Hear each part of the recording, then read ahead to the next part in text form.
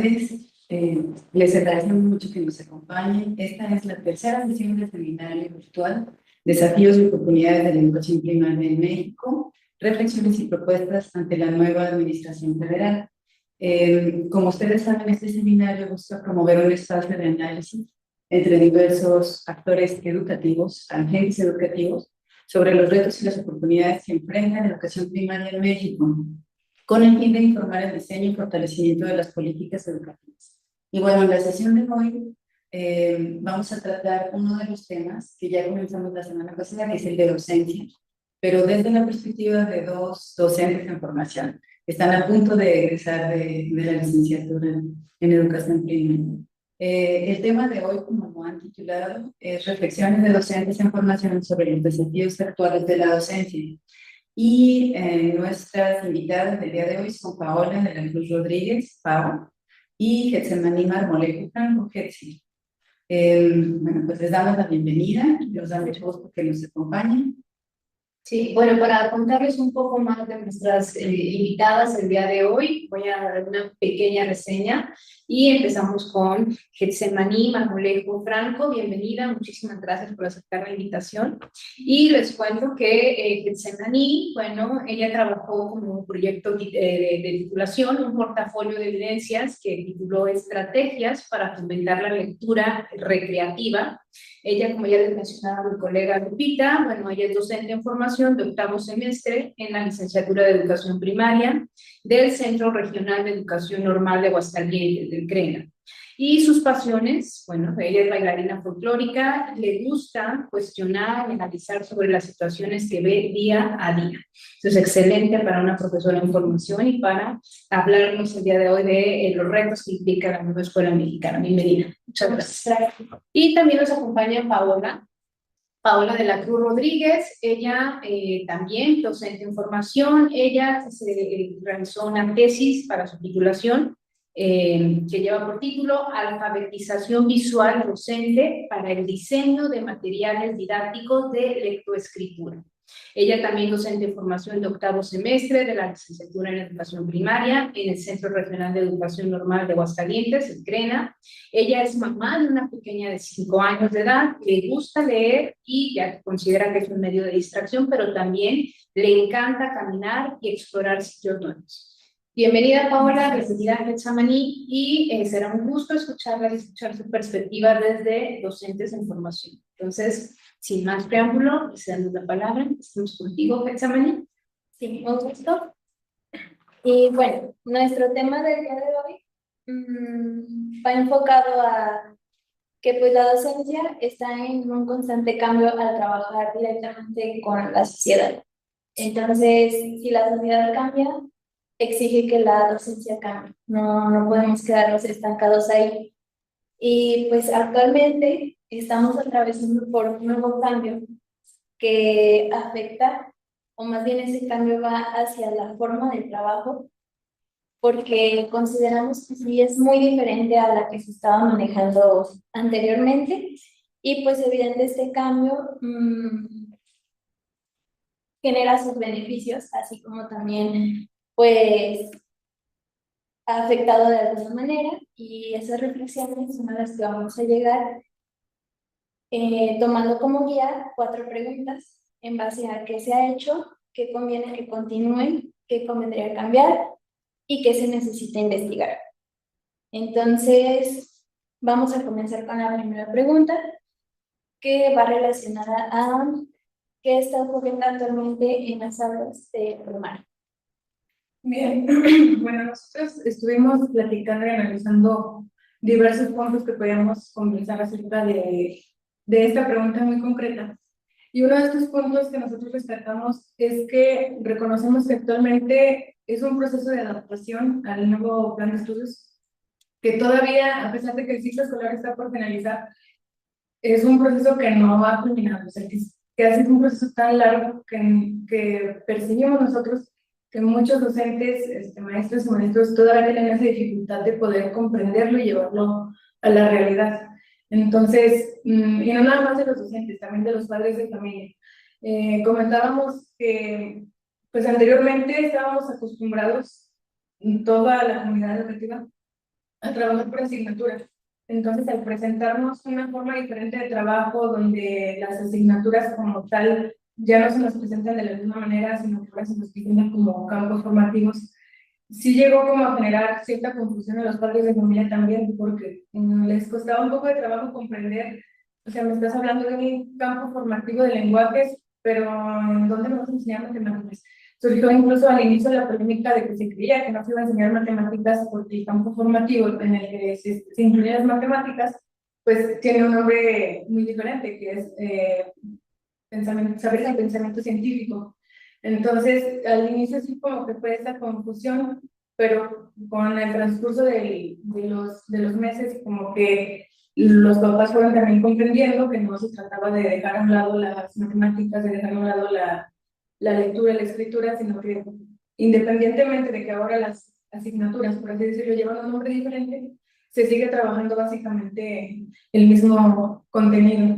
Y pues también para los niños fue un choque al inicio, sobre todo los niños de primaria mayor que ya pues están acostumbrados a un ritmo de trabajo. Por ejemplo, niños pequeños que recién ingresan a primer grado, pues a lo mejor no fue tan diferente porque pues ellos también en preescolar están acostumbrados a trabajar más con proyectos, más que llevar asignaturas de, ay, vamos a ver matemáticas. Pero sí, en los niños más grandes como que el impacto fue distinto. Hay, chicas, una pregunta. Mencionaban ya, Paola, sobre los desafíos de implementación de la nueva escuela mexicana, los cambios que se están incluyendo, pero ¿cómo fue el proceso de interiorización de esta nueva escuela mexicana? Ustedes como docentes en formación, ¿hubo, no sé, talleres? O sea, ¿cómo fue ese acercamiento a esta nueva escuela mexicana? Nosotras como estudiantes empezamos a realizar la nueva escuela mexicana en el séptimo semestre. Y fue, o sea, muy básico y muy rápido, porque nosotros, nuestro plan de estudios todavía es 2018, entonces a nosotros todo lo que habíamos estudiado era referente al plan 2018. Entonces, prácticamente en un semestre tuvimos que tratar de comprender más o menos de qué se trataba la nueva escuela mexicana, porque en nuestros últimos 2 semestres pues teníamos que trabajarlo con este nuevo plan. Y creo, desde mi percepción, creo que como que estudiantes lo recibimos mejor que los docentes ya en función. Porque es algo también que platicábamos sencillo, o sea, nosotros en el aula del CRENA, o sea, como que, o sea, sí es una forma diferente de trabajar, pero no nos costaba trabajo como que entenderlo. Y ya en cambio, cuando fue nuestro primer acercamiento a la primaria, donde íbamos a estar realizando las prácticas, nosotros iniciamos, de hecho, con el primer taller intensivo que tuvieron los docentes ya en funciones. Ajá. Tomamos el mismo taller y sí se percibía como muchísima confusión de los docentes, mucha resistencia también se observaba. Mucha crítica, pero en un inicio siento que era una crítica no tanto como tan constructiva, sino como una crítica, pues algo que no les quedaba claro. Y es comprensible, porque al final de cuentas también siento yo que, o sea, les llegó como muy de pronto. No hubo, porque fue un taller, pero pues en 6 días no vas a comprender una nueva forma de trabajo. Siento que nosotros nos pudimos apropiar un poquito mejor tal vez porque tuvimos un semestre para que, independientemente de que no fue toda la carrera con ese plan, pero sí tuvimos más tiempo como de conocerlo y tratar de entenderlo. Excelente, gracias.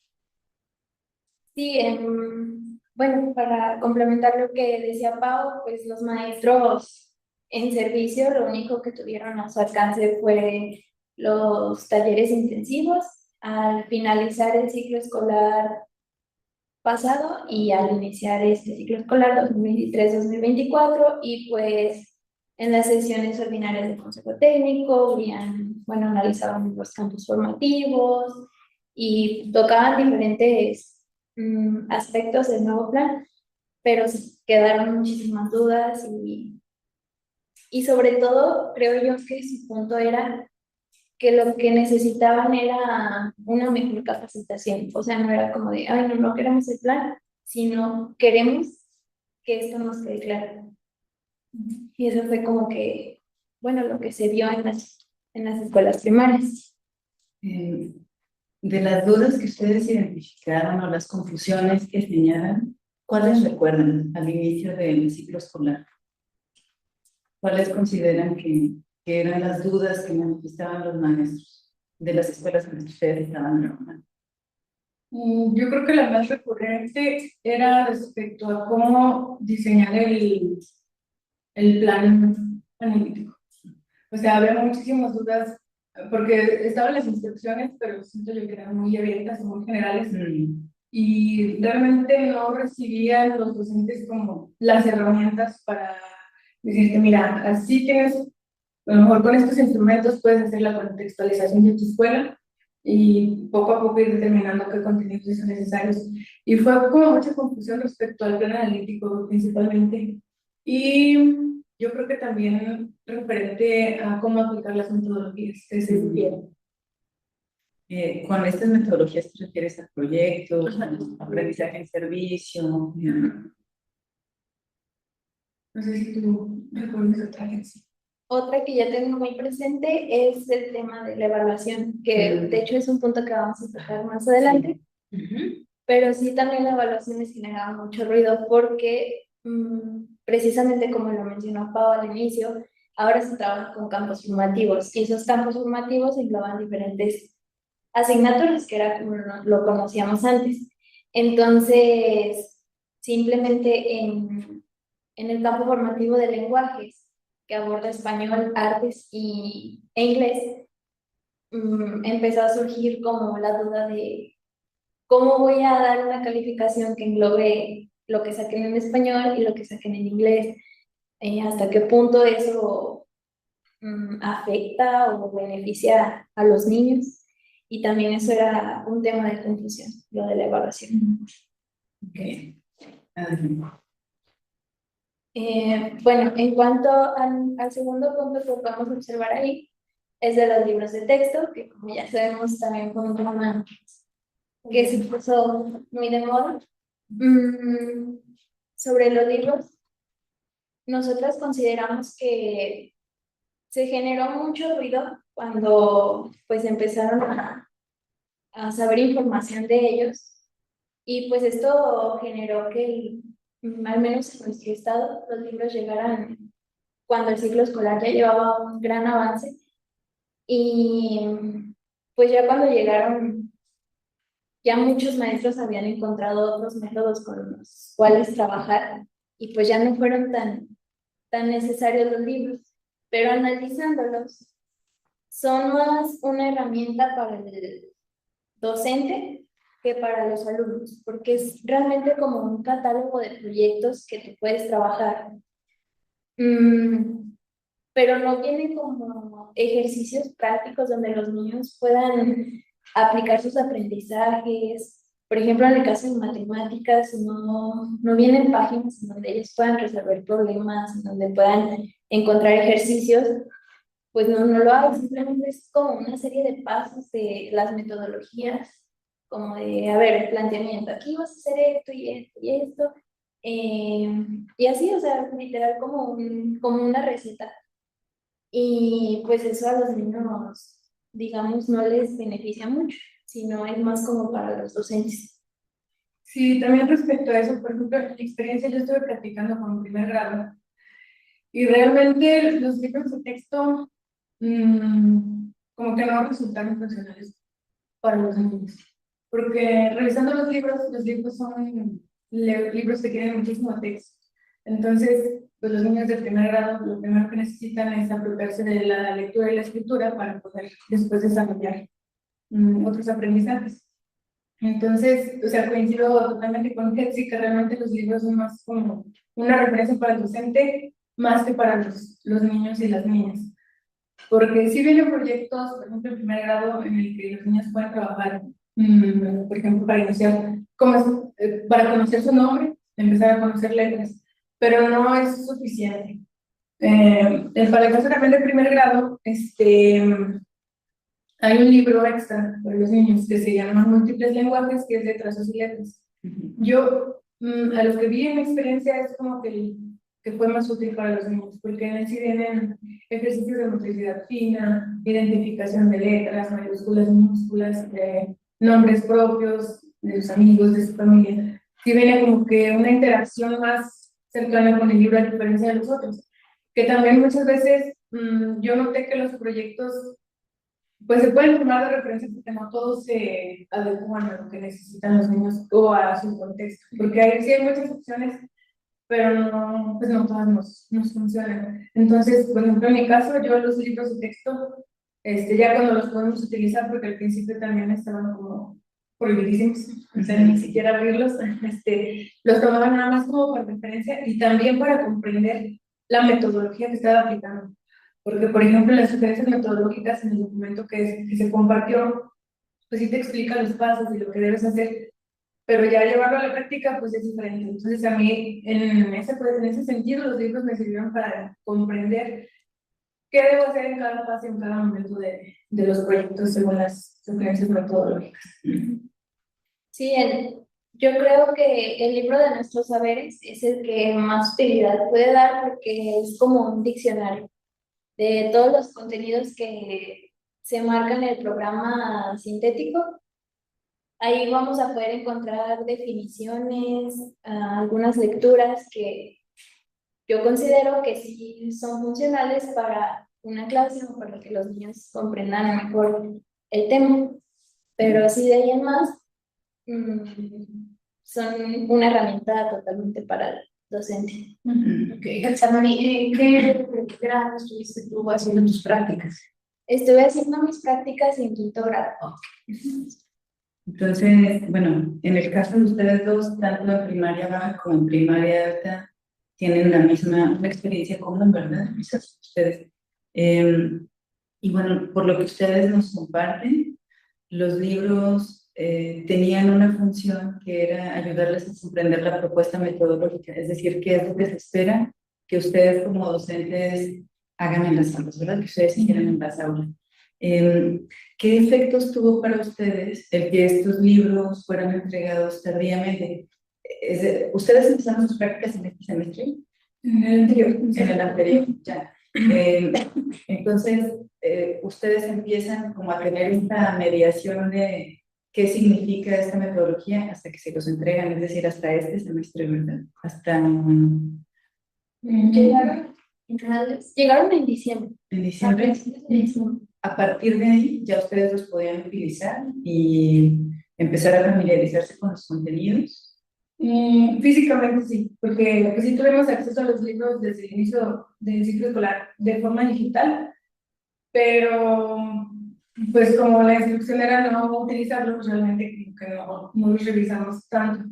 Entonces, a mí más bien la experiencia fue de, o sea, tratar de repasar y repasar en qué consisten las metodologías, en qué se tiene que hacer en cada paso, ya de forma autónoma totalmente, porque pues es algo también que yo percibo que sí nos afectó el recibir los libros después, porque incluso como manejarlo como una novedad, ¿no? Para los niños, por ejemplo, los niños de preescolar, perdón, de primaria, de primer grado, es un nuevo ingreso a una escuela diferente, una experiencia totalmente distinta al preescolar. Entonces, a lo mejor simplemente como una novedad de que van a recibir libros nuevos, ojearlos, revisarlos, hubiera funcionado tal vez nada más como, pues sí, para tener herramientas. Y sí, creo que sí hizo falta tenerlos en físico, porque también es algo que recuerdo ahorita que lo mencionamos al inicio del ciclo escolar. O sea, los maestros querían ver los libros, porque obviamente no es lo mismo ver un libro digital que poder ojearlo, revisarlo, hacer anotaciones, sí, checar todos los detalles. Entonces, no creo tampoco que la experiencia hubiera sido distinta, de que a lo mejor fueran más útiles si los hubiéramos recibido desde el principio. Me hubiera sido más bien como una novedad. O sea, no, funcionalmente no creo que haya hecho la gran diferencia. Para ustedes, en cuanto a comprender la metodología, ¿hizo la diferencia o les ayudó a afianzar lo que ya sabían? ¿Fue algo, les aportó nueva información, solo como docentes, ¿no? ¿Les aportó nueva información con respecto a las metodologías? A mí sí me sirvió como para pensar lo que yo ya había comprendido respecto a las metodologías. En tu caso, sí.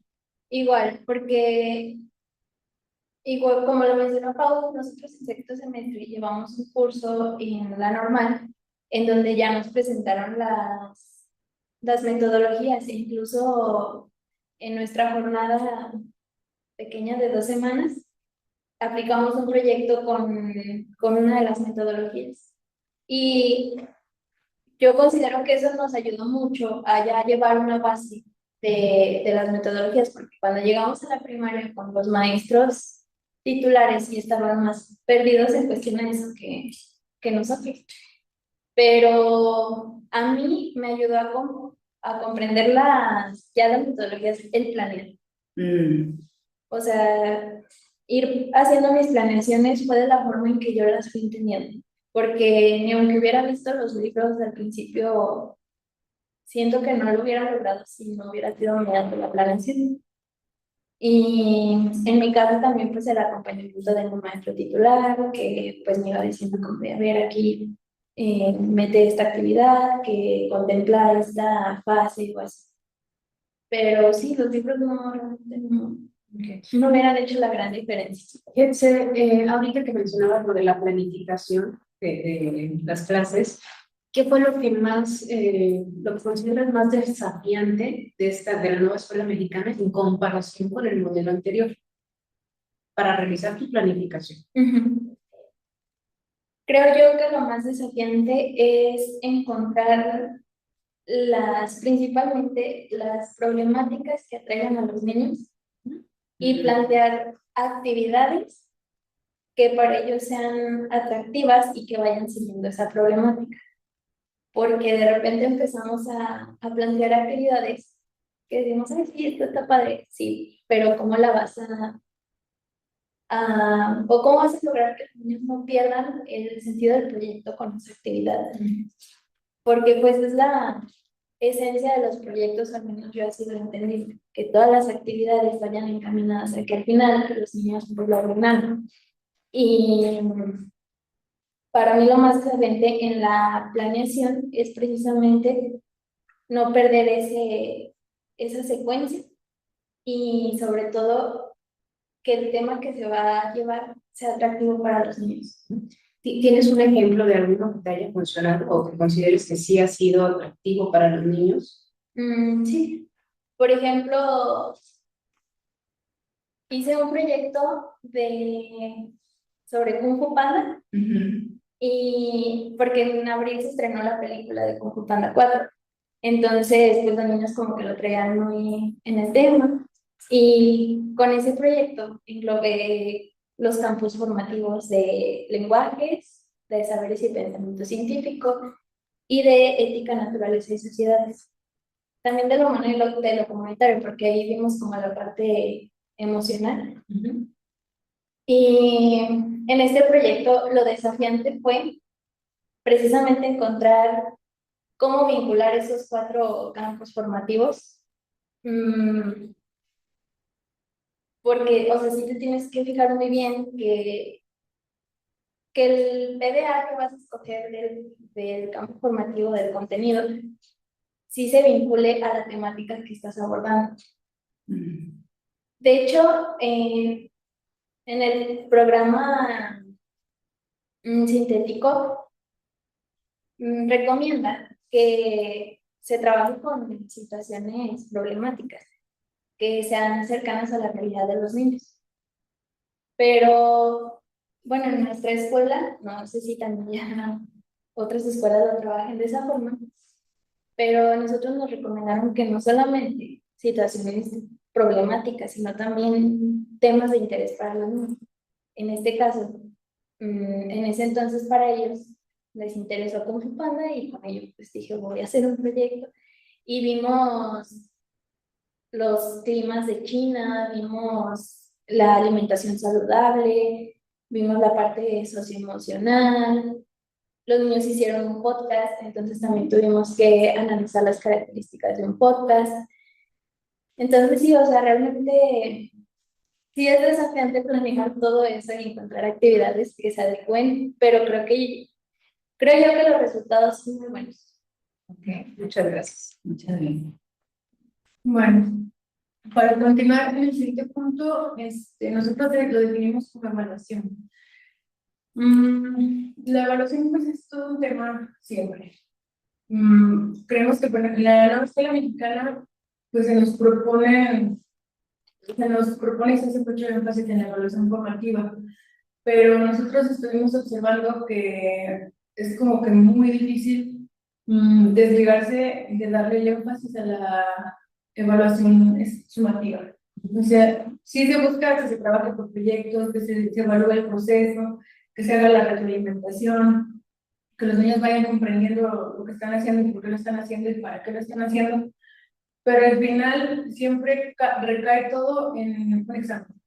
O sea, hiciste todo el proceso de tu proyecto, tú con las observaciones, con las rúbricas que llegaste, o listas de cotejo que llegaste a realizar para revisar los productos de los niños, pues te das cuenta que pues, sí están comprendiendo lo que estamos buscando que se apropien, pero volvemos siempre a bien, lo hicimos muy bien, pero tenemos que hacer el examen, tenemos que hacer el examen. Y digo, está bien, los exámenes también son funcionales y nos dan un panorama para comprender mejor y poder estandarizarlo de cierta forma. Pero siento también yo que como que, no sé si es temor o resistencia, como que buscar otras formas de evaluación, aunque también creo que tiene que ver la percepción de los padres de familia, que los padres de familia quieren ver algo tangible de, o sea, sí hicieron todo el proyecto, lo hicieron muy bonito y todo, pero ¿en qué se equivocó? ¿O en qué lo hizo bien? Entonces creo que falta como que trabajar ese aspecto de la evaluación, de comprender que hay muchas otras formas de evaluar, que no solo los exámenes nos van a dar el 100% de lo que un niño o una niña sabe. Porque obviamente responder un examen es una situación muy distinta a que estar elaborando un cartel entre todos. O sea, hay niños que los exámenes les generan ansiedad y aunque saben, pues se les olvida o se bloquean. O sea, se les va la onda, por así decirlo. Sí. Entonces, si puedo preguntarte, Pau, tú decías, tenemos que hacer un examen. ¿Eso es como por una decisión colectiva de la escuela? O cuando tú dices tenemos que, o sea, evaluamos el proyecto en el proceso, a lo mejor también en los resultados del proyecto, pero después tenemos que realizar un examen. ¿Eso a qué se debe el tenemos que? Pues no fue como un acuerdo, una indicación general de la escuela, más bien fue ya decisión de cada docente. Pero, bueno, por ejemplo, nosotros, como estudiantes de formación y practicantes, pues nos tenemos que adecuar a las instrucciones que nos dan los docentes titulares. Entonces, sí va en relación a cómo decide evaluar cada profesor, pero pues, sí percibí como esta idea muy arraigada de hay que hacer examen. Para poder evaluar hay que hacer examen. Eso es lo que yo percibí. Entonces fue una indicación, o más bien algo que solicitó el titular, en tu caso, el profesor titular del grupo que estabas cubriendo durante la práctica. Okay. Yo quisiera hacerte una pregunta, Paola, porque creo que tienes muy claro la importancia de diversificar los instrumentos de evaluación. Entonces, la pregunta concreta sería, ¿cuáles serían las sugerencias para la audiencia de utilizar otros instrumentos de evaluación?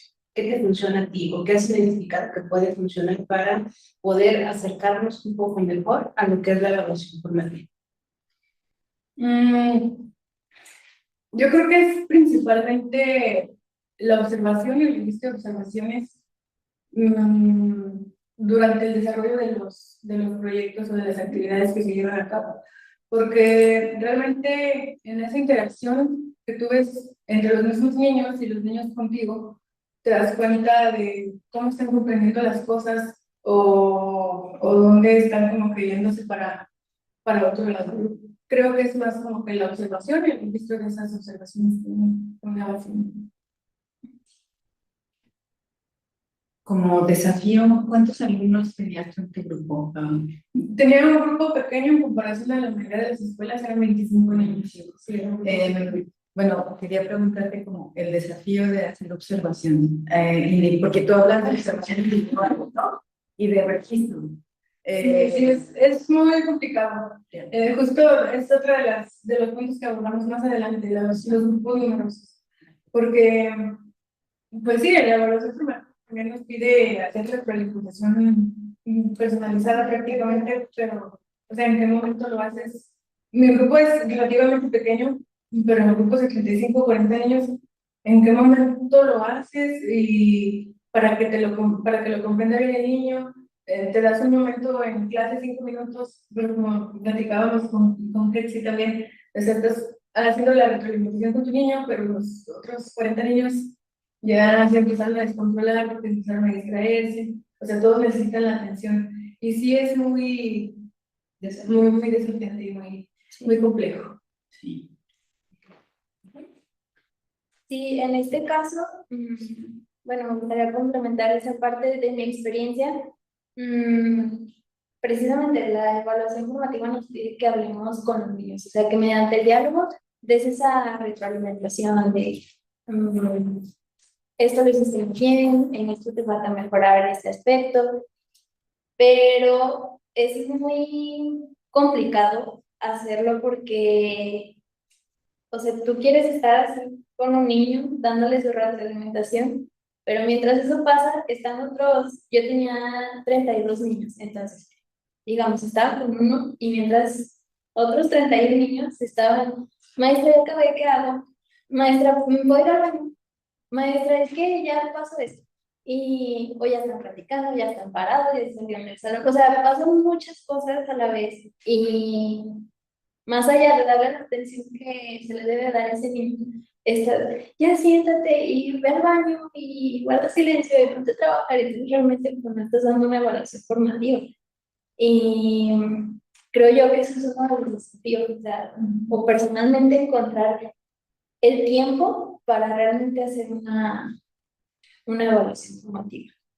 ¿Y el plan de estudios contempla otras formas de dar la retroalimentación a los estudiantes? Porque esa es una, ¿verdad? De uno a uno y de forma oral. Pero ¿se contemplan otras formas de dar retroalimentación formativa a los estudiantes? Sí, mediante otros instrumentos como lo son las rúbricas, las listas de cotejo, las guías de observación, pero aún así como que siempre cae en el punto de que sí se llega al diálogo, o sea, como aquí está la rúbrica de tu trabajo y esto lo tuviste por esto lo tuviste porque no presentaste este aspecto, o sea, al final de cuentas uno le tiene que informar a los niños por qué llegó a esa calificación o por qué se tomó esa decisión.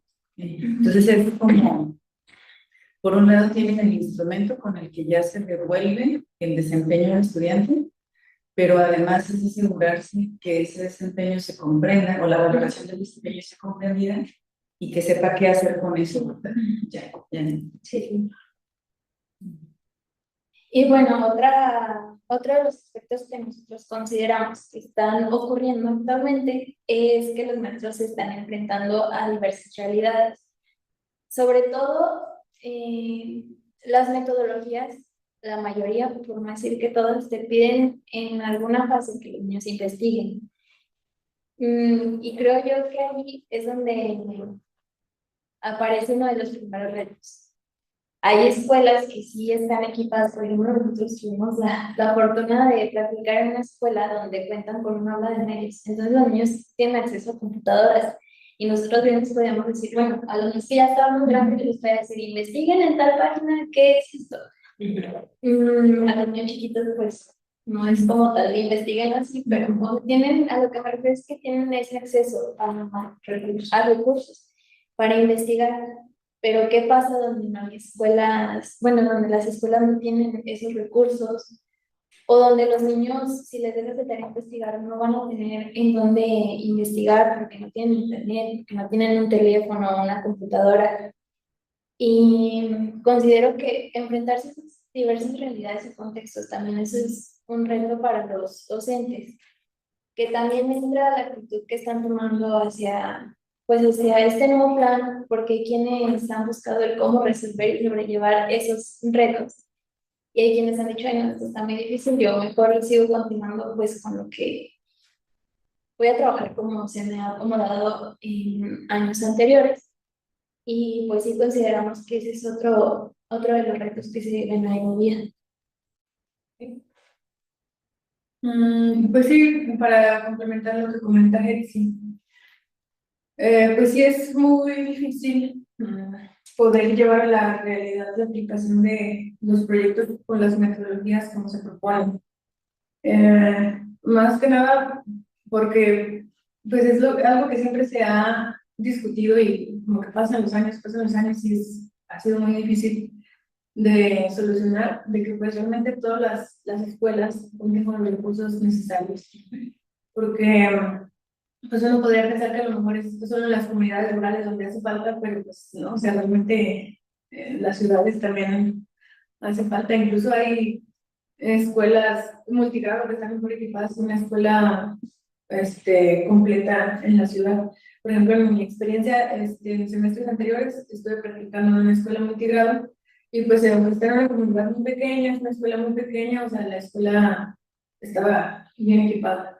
O sea, a diferencia de otras escuelas que me tocó practicar, donde también pues hacía falta muchas cosas, como ni siquiera hay biblioteca como para que los niños, si no tienes internet o computadoras, pues a lo mejor puedes consultar libros, pero ni la biblioteca está disponible. Entonces, sí es otra de las observaciones que nosotros vemos de lo que sucede actualmente en las aulas. Y como último punto en esta pregunta, nosotros percibimos que todavía seguimos con efectos de la pandemia. A pesar de que ya pasaron un par de años, todavía se sigue luchando con eso, porque, y bueno, hablábamos Pau y yo, es más notorio con los niños que ahorita ya están en primaria mayor que con los de primaria menor. Y ahorita, bueno, hacemos esa comparación. Yo en mi grupo, por ejemplo, que les tocó la pandemia, o sea, les interrumpieron en segundo grado y regresan, pues, digamos, ya bien a cuarto, pero pues se acostumbraron o a que papá o mamá les hicieran las tareas o a la baja exigencia mm, y pues al poco trabajo. Entonces lo que se vive hoy es también como pues acostumbrar a los niños otra vez a un sistema de trabajo en donde pues se les tiene que exigir, en donde tienen que trabajar, porque a mí me pasaba que llegaba un punto en donde yo apenas llevaba 2 renglones en el pizarrón y yo decía, "Maestra, ya me cansé, ya no quiero hacer nada, me duele la mano, y es que ya me aburrí, ya, no, ya, yo ya no quiero hacer nada, ya me cansé". Y yo como niños, pero acabamos de empezar, no, es que ya me cansé. Y o llegaban con las tareas hechas completamente por los papás. Y si es algo con lo que se tiene que luchar, porque pues el hecho de que los papás les hagan las tareas a los niños no sirve de nada, o sea, el que debe de aprender es el niño, por eso se les deja la tarea. Y pues que se la hagan los papás no sirve de nada.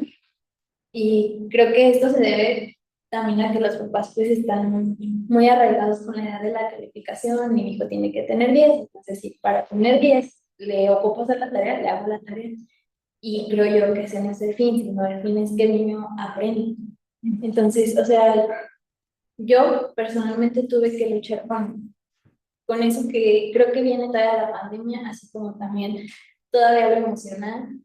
Y, y pues sí, el rezago sobre todo en pensamiento matemático, que le comentaba yo a Pau, les ponía problemas y maestra, este se resuelve con suma, se resuelve con resta o con cuadras, operaciones se resuelve. Y pues ya hasta en el quinto grado ya deberían de llevar un pensamiento matemático mucho más avanzado, pero sí totalmente es efecto de la pandemia. Sí, también respecto a eso, comentaba yo también con Jesús que sí yo observaba las diferencias, por ejemplo, en mis niños de primer grado, que fueron niños que ellos, cuando fue la pandemia, pues eran bebés.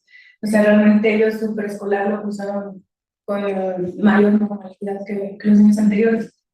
porque así conversando con mi maestra titular, ella ya tiene varios años de experiencia dando primer grado, entonces nos platicaba que al inicio del ciclo escolar anterior, ella batalló mucho con los niños, porque pues fueron niños que realmente no tuvieron la experiencia de preescolar y fue muy, muy difícil y ella me lo platicaba porque tenía la misma expectativa para este ciclo que está por terminar, porque los niños no sabían nada de reglas, o sea, no, como que no sabían a qué tenían, a qué iban a la escuela, muchísimos problemas con la publicidad, no sabían agarrar su lápiz, no sabían usar las tijeras, o sea, ella me comentó que tuvo que trabajar como si fuera preescolar, o sea, incluso tenía que ponerlos a gatear, porque eran muchísimos problemas los que ella detectó y fue muy difícil que los niños pudieran adaptarse a la escuela, porque no tuvieron una experiencia previa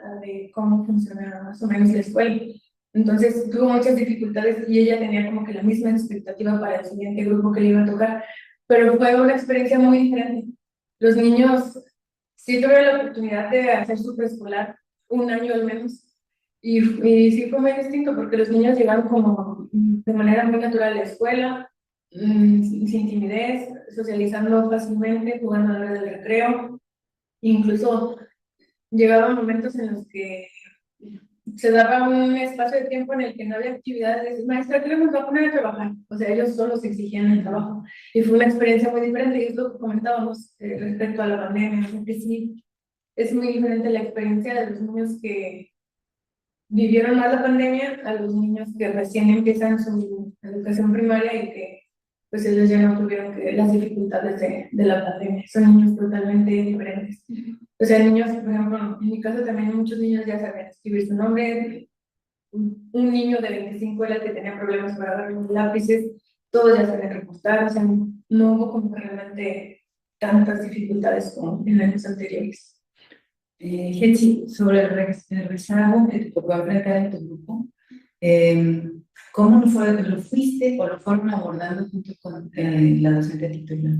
Sí, destinábamos todos los días un horario de 50 minutos o a veces sí nos extendíamos hasta una hora o una hora y media, donde trabajábamos operaciones básicas, sobre todo, bueno, a él le tocó al principio cuando yo todavía no llegaba a mis jornadas de prácticas, él trabajó con la suma y la resta.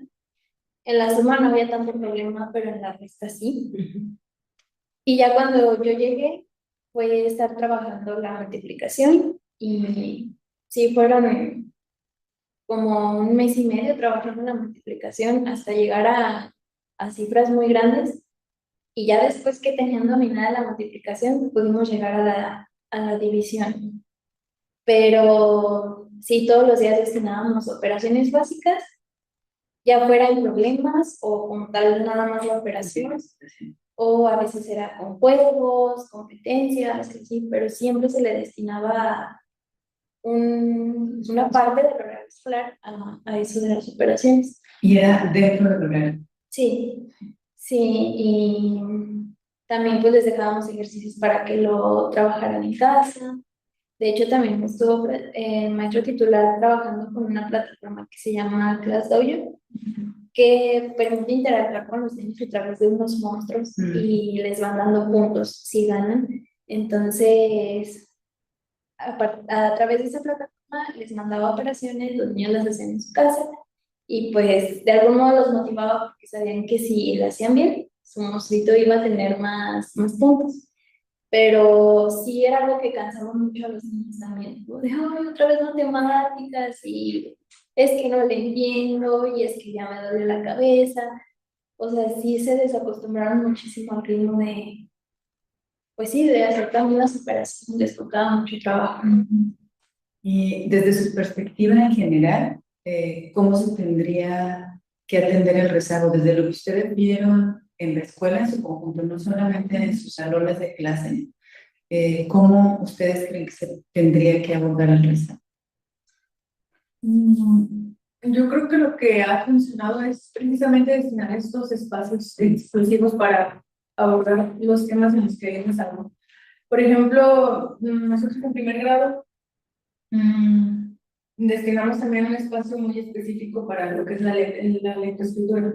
O sea, todos los días los niños tienen una sesión de 50 minutos en los que se trata de aprender a leer y a escribir. Y de lo que respecta a matemáticas, también es un espacio exclusivo para eso, porque al menos para el caso del primer grado, bueno, para todos en general, para poder desarrollar un proyecto, pues necesitan primero tener ciertas bases, o sea, no pueden llegar a hacer un proyecto en el que, por ejemplo, necesitan identificar figuras geométricas si todavía no tienen alcanzado ese aprendizaje de cuáles son las figuras geométricas.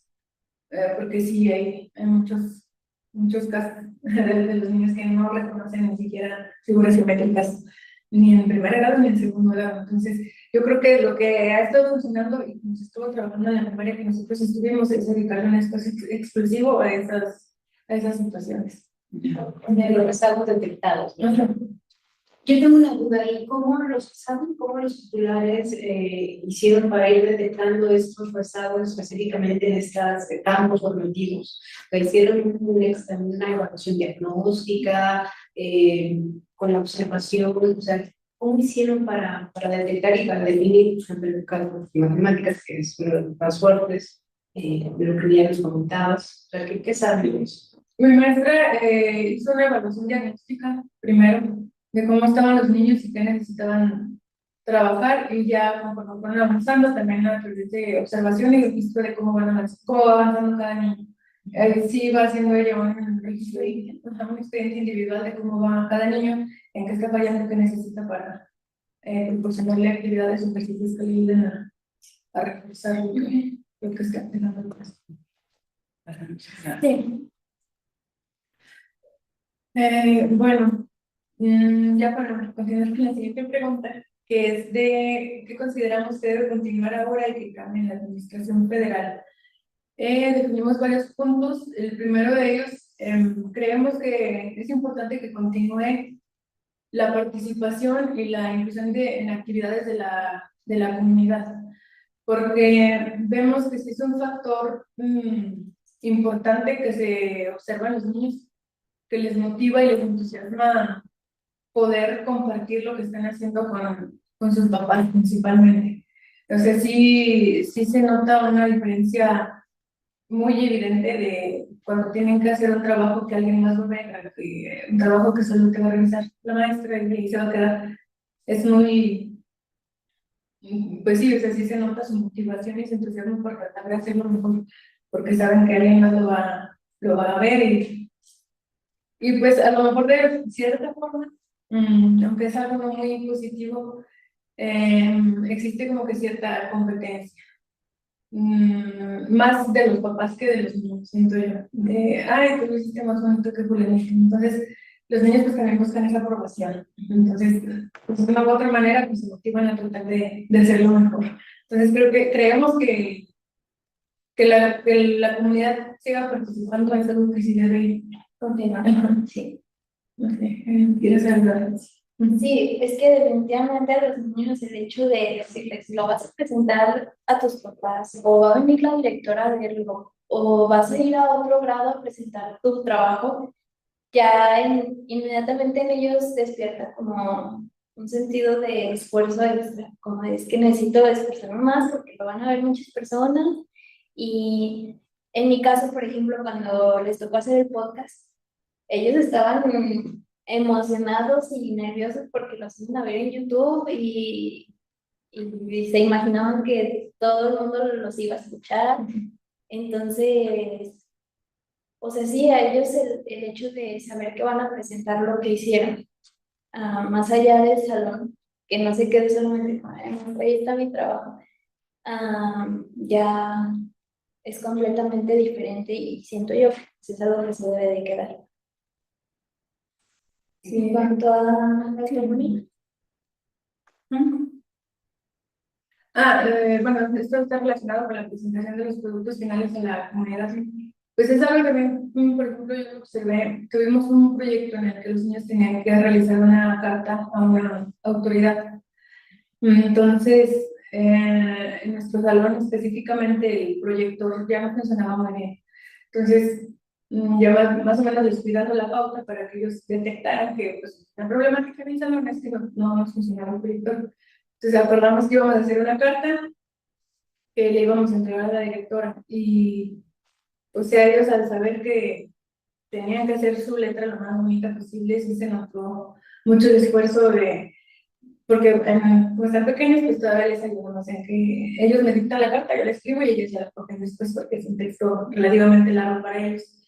Entonces, sí los observaba muy entusiasmados porque les dije que la carta que estuviera más limpia, con menos borrones, con la letra más legible, es la que le íbamos a entregar a la directora. Y sí estaban todos muy concentrados en hacer su letra derechita, no marcar tanto lápiz, porque si lo borran, pues se va a ver ahí el borrón y escribir en un renglón y la maestra, ¿sí va bien? Sí, sí va bien. O sea, sí se nota el entusiasmo y la emoción que les da que una persona, una figura como es el director o la directora, para ellos es súper importante, entonces les emocionaba muchísimo que su carta fuera la elegida para llevársela a la directora. La motivación. Ajá. Sí, esa parte. Y en cuanto a la autonomía profesional, pues sí es algo que creemos que también debe continuar, porque le da cierta libertad al docente de poder elegir la forma de trabajar que más se adecue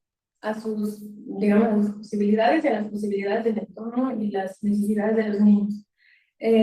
Ahí también hablábamos, sí, yo, de que pues muchas veces también recae esta autonomía en la comodidad de decir de, ay, no entiendo los proyectos, yo sigo trabajando como antes, y está bien, pero creo que también como docentes debemos tener muy presente y siempre comprender que pues las necesidades de los niños son muy diferentes ahorita a los niños de 6 10 años. Entonces también tenemos que adecuarnos a formas diferentes de trabajo para realmente comprobar si me funciona la nueva forma o definitivamente yo sigo trabajando como estaba trabajando antes.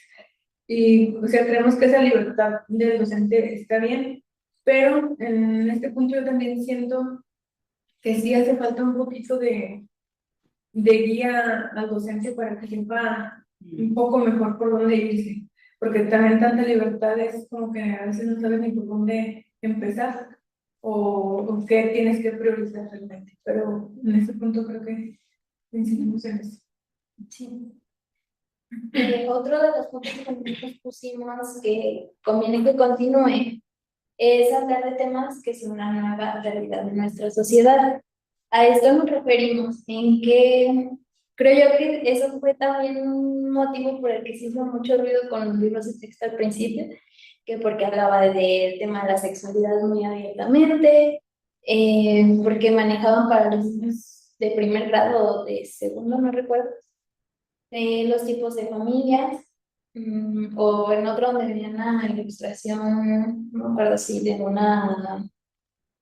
la bandera gay o algo así, no recuerdo bien. Pero, o sea, ese tipo de temas hicieron mucho ruido al inicio y creemos que sí son temas de los que se deben de hablar. Y los docentes tenemos como reto el estar informados para eso. Aunque a veces no, bueno, a veces existe quien no está de acuerdo con ellos, pero, o incluso los papás que dicen, no, a mi hijo no le hablen de eso, y se comprende, pero es información que le va a ser útil al niño, porque tarde o temprano se va a enfrentar a esos temas, y es mejor que un niño esté informado acerca de su sexualidad, de cómo cuidarla, a que después aprenda de ella de una manera, pues, desinformada, o que alguien le diga algo que no es. Y pues los niños, o sea, caen en eso, creen muy rápido lo que escuchan. Entonces, si alguien les dice algo que no esté algo informado, ellos lo van a creer y se van a ir con eso. Entonces, por eso consideramos que son temas que se deben de abordar, porque, por ejemplo, es muy común escuchar a la hora del recreo o en cualquier hora del día que los niños se digan, ah, el que no haga esto es gay, y el que no se ría es gay, y el que llore es gay. Y, o sea, a lo mejor los muy chiquitos lo dicen porque lo escuchan, pero los grandes empiezan a asumir que es un insulto y realmente pues no lo es. Y nos estamos enfrentando a esa realidad donde ya se habla más abiertamente de estos temas y los niños deben de estar preparados para eso. Igual con los tipos de familia, al menos en la escuela, sí había casos de niños que ya tienen una familia homoparental o una familia adoptiva. Entonces, o sea, si no se les habla a los niños de que existen diferentes tipos de familia, luego empiezan a caer en el bullying, o los niños que viven en ellas se empiezan a sentir pues excluidos, o pues sí se apartan porque dicen, ay, no, es que estoy viviendo en una familia que no es normal, cuando realmente pues sí lo es. Entonces, nosotros consideramos que sí se deben de hablar de esos temas. Y ya el siguiente punto es sobre abordar contenidos según los intereses y necesidades de los niños. Creemos que sí es importante rescatar el procurar abordar los proyectos relacionados con una temática que a ellos les interese, porque se encuentran con una forma diferente de aprender, que no es nada más recibir el concepto o el contenido tal cual, sino que les da la posibilidad de relacionarlo con algo que a ellos les gusta. Por ejemplo, el caso del proyecto que hizo Getsi de Kung Fu Panda. O sea, les abre el panorama a que lo que están aprendiendo no es nada más porque van a la primaria y tienen que saberlo para tener una calificación, sino que saben que esos conocimientos o ese aprendizaje lo pueden trasladar a lo mejor no a la realidad, como porque es una película de ficción, pero a otros entornos que no nada más es la escuela. Entonces creemos que abordar esos contenidos con algo que a los niños les llame la atención o que ellos mismos lo propongan, ellos digan, maestra, ahora queremos hablar sobre historias de terror y leyendas, o sobre Sonic, por ejemplo, los niños de primero todos estaban encantados con Sonic. Entonces, y a veces trabajar con esas temáticas no necesariamente implica hacer todo el desarrollo de ese tema para adaptar el proyecto, o sea, simplemente a veces es nada más complementarlo, no sé, con niños pequeños, completar un dibujo con los números del 1 al 100 del personaje que les interesa. Entonces, a veces no tiene que ser tan complejo, algo sencillo funciona mucho porque pues les emociona ver algo que es familiar para ellos. Bien.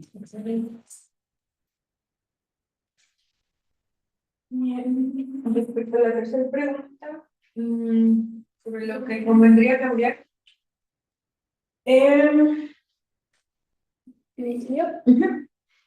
Diseñar libros de texto con ejercicios prácticos. Ya mencionamos un poco anteriormente, pero sí es necesario que pues nos den libros de texto en donde los niños puedan aplicar lo que aprenden. Como les decía, simplemente en matemáticas, sí o sí los niños necesitan hacer problemas. O sea, sí, a veces se puede hacer competencias, a veces puedes hacer juegos, pero al final del día, pues, tienen que hacer problemas simple y sencillamente porque llegan a sexto y les van a hacer un examen que es la habilidad de conocimiento infantil, y si ya no los van a poner a jugar, y si ya no los van a hacer competencias, ese ya van a tener que leer problemas. Y si los niños no se acostumbran al lenguaje que manejan los problemas matemáticos, pues no, o sea, prácticamente están perdidos. Entonces, por eso creo yo que el hecho de darles un libro de texto que les permita practicar es completamente indispensable. Y no solamente en matemáticas, sino también la comprensión lectora, o sea, algunas lecturas que en base a ello se propongan diversas actividades, no necesariamente preguntas, o se pueden sugerir otro tipo de actividades, pero pues sí que vayan encaminadas a favorecer el aprendizaje de los niños. Sí, que realmente los libros son una herramienta para los niños, porque en esta ocasión pues lo percibimos más como una herramienta para los niños. Y porque al menos en mi caso particular, mis niños siguen con sus dibujos. O sea, se los llevan a su casa, los compraron, pero pues no los hemos utilizado porque realmente, aparte de que ya nos adaptamos a una forma de trabajo conforme inició el ciclo escolar, como que realmente no nos han sido de utilidad, más que de trazos y palabras. Pero, pues sí, o sea, sí creemos que es necesario que los libros sean una herramienta para los niños. O sea, el maestro también los va a seguir, pero también los niños requieren de esa herramienta. También otro aspecto va en relación a finalizar la función pedagógica de los libros de texto, porque pues para esta ocasión se hizo una convocatoria para poder realizar las ilustraciones de los libros de texto, lo cual pues por un lado está bien, te da apertura a nuevos talentos, pero pedagógicamente, ¿qué tan funcional es eso? Porque hay ilustraciones, por ejemplo, en el caso de niños pequeños, que sus libros requieren mucho apoyo visual, de gráficos. ¿Qué tan funcional es que existan ilustraciones de tan diversos estilos y hay ilustraciones que pues, realmente no se benefician como a nivel profesional? O sea, los libros para niños están hechos para los niños, o sea, se hacen en base a estudios de qué letra funciona mejor, qué ilustraciones les llaman más la atención, de qué forma, qué personajes. O sea, pues sí es como que muy romántica e idealista esta idea de que pues, todos podamos participar y aparecer en un libro de texto, pero realmente creemos que hay que como que cambiar eso, revisar si realmente le está funcionando eso a los niños o solamente fue como para dar apertura y saber si hay nuevos talentos que puedan funcionar para posteriores proyectos. Creemos que eso es algo que debe cambiar. O sea, los libros de texto sí se tienen que revisar. Como tercer punto pusimos trabajar con actividades permanentes de lectura y pensamiento matemático. También ya hablamos un poco de ello, que independientemente de que exista rezago o no, siempre se debe de trabajar con la lectura, con las matemáticas, o sea, destinar un momento del día para trabajar exclusivamente ese tipo de contenidos, porque sí, yo soy completamente defensora de que todas las materias son importantes y a todas hay que destinar un tiempo, pero pues en la realidad es que los niños siempre van a ocupar las matemáticas, siempre van a ocupar la lectura, entonces necesitan desarrollarla muy bien. Y si no se le destina ese tiempo, pues los niños van cayendo en el rezago, se van quedando lagunas mentales que se van a llevar pues en sus siguientes niveles de educación y pues en su vida diaria, ¿no? También creemos que algo que debe cambiar es la capacitación que reciben los docentes, que sea completa y puntual, porque o sea, creemos que la aplicación de un proyecto va a ser muy diferente con niños de sexto a niños de primer grado. Entonces, decíamos que sí, yo que sentimos que sacaron las sugerencias metodológicas y dijeron, ahí están. Y pues a ver cómo le entiendes, a ver cómo las agarras. Pero sí creemos que es necesario que sí exista una capacitación pues más puntual, enfocándose a las fases, bien explicado las metodologías, ejemplificando cómo aplicarlas, porque pues de inicio pues uno va, como las entiende, las va aplicando, pero realmente no tienes la garantía de si lo estás haciendo correctamente o si nada más estás inventando o no sé, como que sí hace falta pues, más información. Aparte, también siento como que fue muy precipitado todo. O sea, aquí están las sugerencias metodológicas, esta metodología es para este campo, esta para este otro, y ya, aplícalas. Pero no hubo el tiempo suficiente como para entenderlas. O sea, fue como que de una semana para otra prácticamente. Entonces creemos que sí falta mejorar en la capacitación, y eso creo que también se refleja en el hecho de que muchos maestros y maestras ahorita pues todavía no no comprendemos o no hemos bien aterrizado bien cómo aplicar las metodologías, porque además pues cada mes, cada consejo técnico escolar va ofreciendo información diferente. Por ejemplo, que ahora pues puedes aplicar tu metodología de revisión cuando son problemas, pero no es necesario que lleves a cabo todos los momentos, los pasos. Entonces, como que sí hace falta mejorar ese aspecto. Sí, incluso creo que O sea, al principio por lo menos de que se precipitaron a que es que todos van a iniciar con el plan, ni ellos mismos lograron comprender qué buscaban, porque simplemente los libros están diseñados mm, dos campos formativos por separado. O sea, vienen proyectos de lenguajes, vienen proyectos de ética, naturales y sociedades, vienen por separados y al mes salen diciendo de que tienes que trabajar en un proyecto abordando todos los campos formativos. Entonces, sí, o sea, creo que desde un principio ni ellos mismos lo tuvieron claro y pues los docentes mucho menos. Entonces, sí es necesario que las capacitaciones estén mucho mejor preparadas para que realmente empecemos a ver cambios con este nuevo modelo.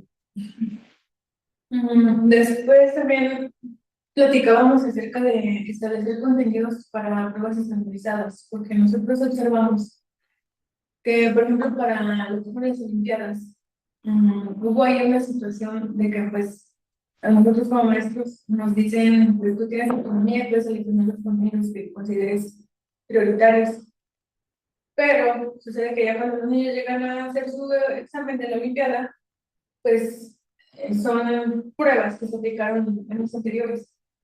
Entonces no estaban adaptadas al nuevo plan. Entonces, no he revisado, ¿verdad? Pero escuché comentarios de que hubo puntuaciones bajas precisamente por lo mismo, porque los niños llegaron a enfrentarse cosas que no habían visto todavía en el salón de clases. Entonces, creo que ese sería como importante, sí dar la autonomía, pero también especificar, oye, en tal mes del siguiente año va a ser una prueba y necesitas que tus niños sepan hacer esto y esto y esto para que puedan realizarla, porque pues, si no, pues se van a quedar con un puntaje bajo. Y el siguiente punto. Bueno, como último punto tenemos que también hace falta cambiar en cuanto a dar un mayor acompañamiento por parte del equipo de apoyo.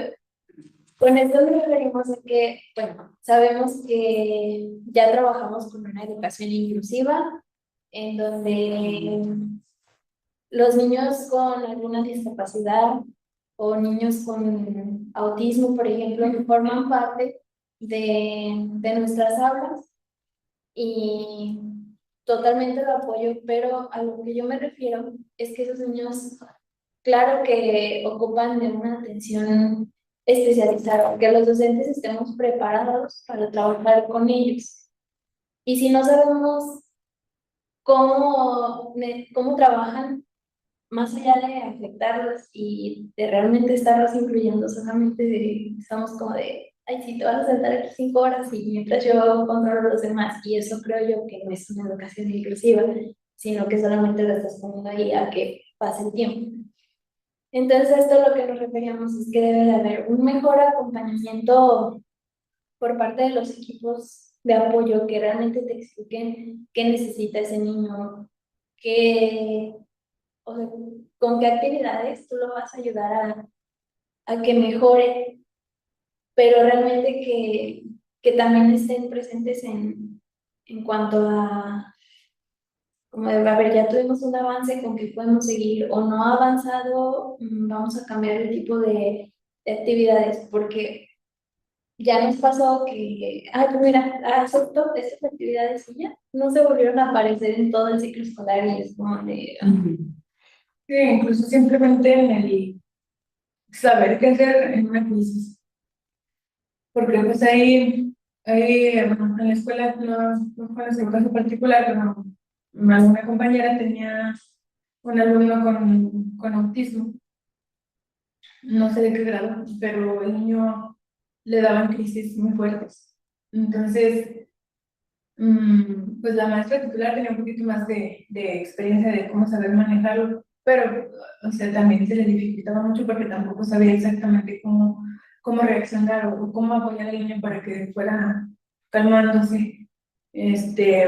Y estaban pues el equipo de apoyo, pero no sé, siento como que hace falta, como menciona Hetzi, esa tal vez capacitación también de saber cómo actuar y qué hacer, porque pues ya en esas situaciones de, ay, no nos hable de nuestra fulanita porque, o sea, ya no se puede hacer, y no está mal, pero pues a veces, pues las nuestras también, hay días que pues, no pueden asistir o no siempre están ahí, entonces también como que sí, yo sí también sentí como que cierto abandono de esa parte. ¿De quiénes conforman el equipo de apoyo? Pues son las maestras de educación especial. Se les llama un equipo de Los- Sí.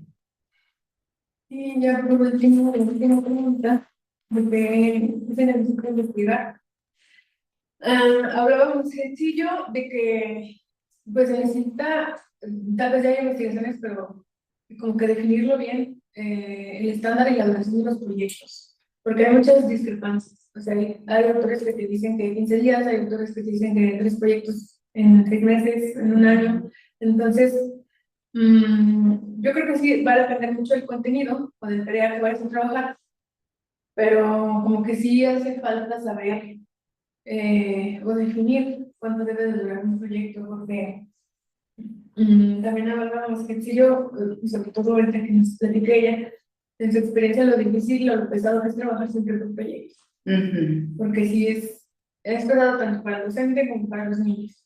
Entonces, siempre, toda la vida habiendo proyectos, pues como que tal vez llega un punto en el que ya no son tan efectivos. Entonces, tienes que compartirlos. Sí, a mí personalmente todavía me queda la duda, porque yo recuerdo que en algunos de los sistemas técnicos mencionaron como de unificar la duración de los proyectos, al menos en nuestra escuela, y dijeron como de, ay, hay que trabajarlos de a 2 semanas. Y había veces en las que yo estaba trabajando un proyecto, sobre todo el primer proyecto que apliqué, ya iba yo para la tercera semana y yo no podía acabar el proyecto, yo decía, no sé. Y, o sea, sí te genera frustración porque dices, a lo mejor no lo estoy haciendo bien, porque no pude acabar en 2 semanas, pero, o sea, una cosa es acabar en 2 semanas, pero para nosotros realmente eran 8 días, porque los viernes no íbamos. Y a los 8 días, quítale educación física, quítale inglés, y quítale que el ensayo de baile, y quítale el festival, y quítale la suspensión. O sea, realmente se puede trabajar en un proyecto, o más bien que todos los proyectos salgan 2 semanas. Entonces es algo que creemos que sí se debe de investigar para precisamente como que no generar ese estrés también de que es que tiene que ser 2 semanas, cuando realmente hay proyectos que te pueden abarcar hasta un mes. Pero ese mes también, o sea, complementarlo con otras actividades, o sea, no solamente proyectos, porque también va a ser cansado para los niños, para los docentes. El segundo punto es revisar el impacto de la nueva escuela mexicana en las aprendizajes de los alumnos, así como también el sentir de los docentes. Nosotras creemos que es necesario hacer una consulta, ahora que ya pues se trabajó un año, bueno, un ciclo escolar completo con la nueva escuela mexicana. Sí habría que hacer una consulta de si realmente los niños aprendieron, o sea, trabajando por proyectos, o sea, qué beneficios están brindando los proyectos educativos en el aprendizaje de los alumnos, o si se les hace cansado, y también sobre todo, pues tomar en cuenta lo que dicen los docentes, que son, bueno, somos los que estamos ahí frente al campo de batalla, o sea, también qué pensamos al respecto, y sí tomar en cuenta, o sea, como lo estamos haciendo ahorita, qué consideran que deba de quedarse, qué se debe de cambiar. Y en base a ello, o sea, hacer una modificación así, la nueva escuela mexicana se queda, pero con estos ajustes, o la quitamos completamente y proponemos otra cosa. Sí, o sea, habría que hacer, o sea, toda una consulta sobre eso. Otra cosa que también consideramos debe investigarse es la funcionalidad de los proyectos con grupos numerosos, porque los proyectos sí se leen muy bonito, son muy ideales, pero aplicarlos con grupos de 30 niños es muy complicado. complicado porque a veces los recursos no son suficientes, o sea, no tienes todo el material para todos los niños. Y, o sea, creo que eso es algo que debe analizarse. Yo tuve una experiencia anteriormente en la que estuve buscando, bueno, revisando escuelas particulares. Di con un colegio donde su forma de trabajo desde el que iniciaron es a través de proyectos. Y, o sea, la explicación y lo que conocí acerca de esa escuela, o sea, sí se ve muy padre, o sea, los niños se ve que se apropian y entienden todo. Pero la característica de esta escuela es que sus grupos no son mayores a 15 niños. Entonces, creo que es algo que sí debe revisarse, o sea, sí está muy bien trabajar con proyectos, pero realmente nos funciona trabajar proyectos o que nos expliquen cómo vamos a abordarlo con recursos tan numerosos. Sí, están distintas, ¿verdad? Sí. Y como último punto, lo pusimos en forma de pregunta. Dice, ¿se debe trabajar únicamente por proyectos? Y bueno, esta es una duda que surge, bueno, yo se la compartí a Paola y después ella, pues, de algún modo me apoyó. En que, o sea, sí es funcional que los niños trabajen todo el día con el mismo proyecto, toda la semana con el mismo proyecto, o o a lo mejor es más funcional como complementarlo con otras actividades. O sea, ya dijimos actividades permanentes de matemáticas y español, pero que esas actividades sean externas a los proyectos o también se deben englobar en los proyectos. O sea, es esa duda, como de solamente proyectos o no puede haber espacio para trabajar alguna secuencia didáctica que no sea necesariamente un proyecto. También hace falta, pues, saber qué tan funcional es que solamente se esté trabajando con proyectos, porque sí cansa, o sea, sí es muy bonito hablar de temas que les gustan a los niños y preguntarles, a ver, ¿de qué te gustaría un proyecto? Pero también llega un punto, o sea, a mí sí me lo llegaron a externar los niños. Manda otro proyecto, o sea, yo le comentaba a mis compañeros que también es lo normal. No sé si incluso estaría bien como ya terminamos un proyecto y quedar una semana de descanso de proyectos, o sea, trabajar puras secuencias didácticas, otro tipo de actividades que sean funcionales para los niños, pero que también los descansen un poco de los proyectos.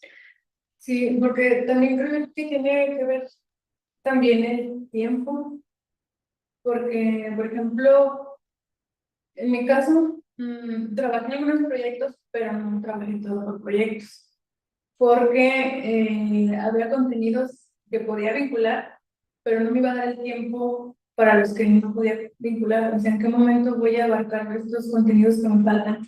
Y también es una cuestión de ver cuánto vas a poder abarcar. Porque yo, o sea, particularmente sigo contenidos que los trabajé con secuencias didácticas, que son contenidos más pues como más sencillos de abordar, que no implican tanto desarrollo o tanta complejidad. Y como que yo al hacer eso observé que pues, los niños como que no se me cansaban. O sea, como que tenían esa variedad de, ah, sí, estamos haciendo el proyecto del cartel porque vamos a hacer una venta de frutas. Y está bien, pero tenían como que su pausa de, bueno, ahora vamos a hablar un poquito de ética, naturaleza y sociedades, vamos a hablar de igualdad de género, por ejemplo. Tenían como que esas pausas, no era como que todo el día el proyecto, y siguientes días todo el día el proyecto.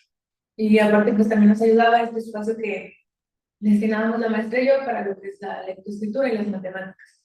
Entonces, como que de alguna manera experimenté el combinar ambos y yo siento que, pues, no soy. Y ya. Y ya, pues, para terminar, concluimos, o llegamos a la conclusión de que, pues, la docencia es una profesión que avanza en conjunto con la sociedad.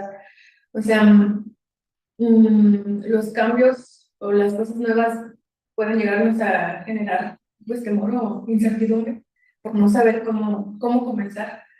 Pero pues al final de cuentas, como docentes tenemos que estar conscientes de que pues la sociedad va evolucionando y nuestra profesión también y tenemos que adaptarnos a las nuevas necesidades, a las nuevas generaciones. estemos o no estemos de acuerdo con muchos de estos cambios, pues es algo que ha sucedido desde el origen de la humanidad, no lo podemos evitar. Entonces, pues sí, tener siempre esa conciencia y pues tener la apertura a cosas nuevas para también poder determinar si lo nuevo no va a funcionar o mejor seguimos retomando algunas cosas anteriores y podemos cambiar un poquito. Y pues sí, mantenernos también con esto que se enfatizaba en el anterior consejo técnico del pensamiento crítico. O sea, sí, recibir lo nuevo, analizarlo, evaluarlo y revisar si nos va a funcionar o no. Y pues también creo que aprovechar esta oportunidad, por ejemplo, este espacio que se nos da también para expresar cómo nos hemos sentido, qué hemos visto, cómo ha sido nuestra experiencia, para también aprovechar esa apertura a los espacios que se pueden dar para mejorar el plan que ya existe, para mejorar, porque pues sí hay muchas cosas que tienen, que son un poco cuestionables y que deben cambiarse y modificarse. Entonces, ¿tú quieres comentar algo más para concluir? Sí. Pues creo que estoy de acuerdo con Pau. Primero que nada, agradecer que nos den esta oportunidad de expresar lo que vivimos y porque siento que pues es la realidad. Nosotros a lo mejor platicamos desde nuestro contexto y hay quienes lo perciben totalmente diferente, pero precisamente el escuchar el sentir y el pensar de lo que se vive dentro de las aulas puede ayudar mucho a que exista un cambio realmente. Pues muchas gracias a ustedes por compartirnos sus experiencias, su perspectiva también. Yo creo que nos dejan con, pues yo creo que con nuevas comprensiones, también con nuevas preguntas. Y hablando de preguntas, sí, porque si alcanzamos a responder algunas preguntas que hayan planteado, déjenme ya checar cómo nos fue, un segundito.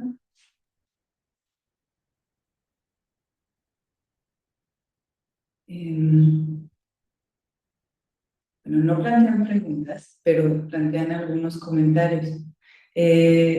Una de nuestras colegas, Yolanda Chávez, señala que está de acuerdo con ustedes en dar tiempo para asignaturas como matemáticas que requieren un estudio arduo. Y creo que esto es algo que se conecta con lo que se ha mencionado en otras sesiones. Su compañero Adoshi señala que actualmente la implementación de la biblioteca del aula sería una estrategia para apoyar el fomento a la lectura y evitar que se conciba como una actividad curricular monótona y aburrida de los estudiantes. Tomando en cuenta que en muchas escuelas primarias se han dejado de lado, bueno, él dice, como arrumbado las bibliotecas o hasta cierto punto han desaparecido. Giancarlo también señala que hay un problema común con las familias, con los papás, en especial cuando hay estudiantes o niños abandonados, estresados, ¿no? Con problemas socioemocionales. Y bueno, que esto también tendría que ser abordado, ¿no? Que se vuelve una dificultad para la enseñanza. Hay felicitaciones a ustedes como panelistas. Señalan que es muy interesante en lo que están compartiendo, unas experiencias muy interesantes. También hay algunos otros comentarios, ya se los comparto. Permítanme un momento.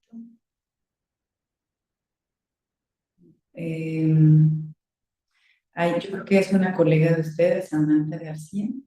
Ella dice, en la segunda jornada de observación nos dimos cuenta que hay maestras trabajando hasta 3 proyectos por semana. Y coinciden con ustedes que es necesario tener más orientación sobre los tiempos de aplicación.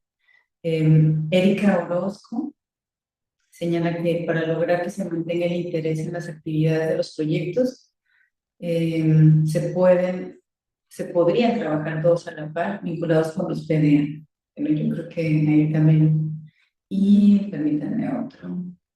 Dice, al momento de estar inmersos en un proyecto, debe también cuidarse que el ambiente de aprendizaje sea favorable y se mantengan motivados, que yo creo que fue algo que ustedes mencionaron en diferentes momentos, como esta preocupación por responder a las necesidades de los estudiantes, y cuidar su motivación y su interés. Bueno, creo que hay una pregunta sobre un ejemplo de un proyecto trabajado, pero creo que eso lo respondieron en especial con el proyecto que tú nos compartiste, Jessy. Y yo creo que si hay algo más lo podemos tratar posteriormente, ¿verdad? Bueno, y quizá no sé, Yajaira, si en estos minutitos que nos quedan. No, que ya estamos matados. Bueno, pues no sé, bueno. Yo creo que vamos haciendo el cierre. Yo agradecerles nuevamente el espacio y el tiempo que dedicaron para esta presentación. Yo creo que todo lo que compartieron desde su percepción y desde la sincera, como ya lo dijeron ustedes, es súper valioso. Y por supuesto que deja sobre la mesa temas importantes, ya como habían mencionado, la cuestión de los libros de texto, y lo que comprendí en esta pregunta de lo que convendría cambiar es así como la petición de tengamos dos versiones, por supuesto la versión para docentes, que es importante para comprender el modelo e implementarlo de mejor manera, pero necesitamos otras herramientas de aplicación para los estudiantes. Eso sería como, no sé, pensar en la versión libro de texto docente, libro de texto estudiante, algo así. La formación continua, la esencial para estar en activo, para poder mejorar todo lo de la estructura y del proceso de formación, la educación inclusiva, los desafíos que involucra tener a niños con capacidades distintas y necesidades distintas, y cómo recae sobre una responsabilidad docente, ¿no? Y cómo, o sea, solicitar herramientas, lo puedo hacer, pero denme herramientas para poder hacerlo de la mejor manera. Estos solo son una de las cositas que fuimos tratando, fuimos tomando notas como ustedes vieron, porque creemos que son aspectos relevantes que tenemos que sí o sí retomar para la discusión que es de este seminario enorme, donde vamos a estar viendo otras perspectivas. La siguiente semana viene una invitada, que es una autoridad educativa, que ahorita ya la vamos a presentar Lupita, bueno, va a adelantar. Y pues súper interesante, muchísimas gracias. Ya no me extiendo porque ya estamos sobre tiempo, pero yo creo que fue una conversación muy rica. Entonces, muchas gracias. Pues muchas gracias. En verdad que fue muy rico la interacción con ustedes y lo que nos aportan. Les invitamos la próxima semana que vamos a tener la perspectiva de una funcionaria educativa. Yo creo que al igual que como ha sucedido el día de hoy, vamos a encontrar mucha riqueza en sus aportaciones. También queremos pedirles que por favor no olviden registrar sus aprendizajes en la liga al formulario que está dentro del chat. También, como ya se han dado cuenta, les van a enviar el lunes un correo recordándoles la liga para registrar los aprendizajes, y también avisarles que ya fue aceptado el seminario con reconocimiento para promoción horizontal y vertical. Entonces, quienes necesiten una constancia, también el lunes les vamos a enviar la liga para que nos manden sus datos, algunos datos específicos que nos solicitan en el Instituto de Educación de Aguascalientes, para que puedan darles esta constancia de validación. Y pues muchas gracias, nos vemos la próxima semana. Ojalá que estén aprendiendo y disfrutando este espacio. Muchas gracias, hasta la próxima. Bonita tarde. Buenas tardes.